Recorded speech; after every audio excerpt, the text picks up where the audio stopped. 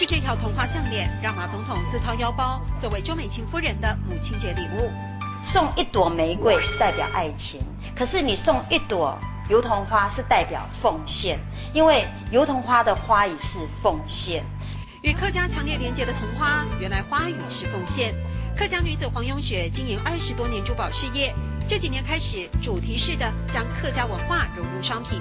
虽然它的意象是桐花，事实上我们赋予它很多的故事性。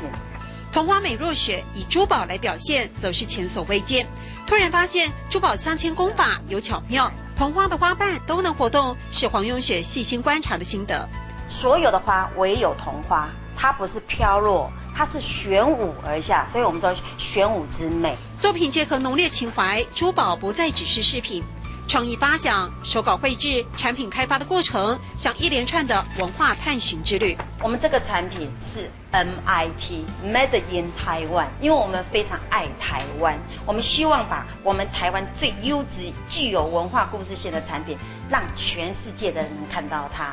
风靡国际市场的，还有今年配合桃园县莲花季设计的和运系列，地方特色和时尚精工再一次巧妙的结合。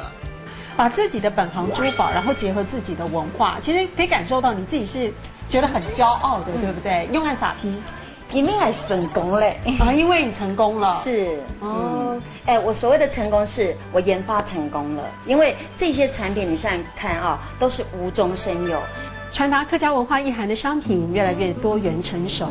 黄董事长说，除了油桐花之外，桃园观音的莲花、美浓的黄泥记，其实都还有好多故事可以说。他也要以此创作更多的客家文化珠宝。用爱撒批，移民爱成功诶。用爱撒批，移民爱成功诶。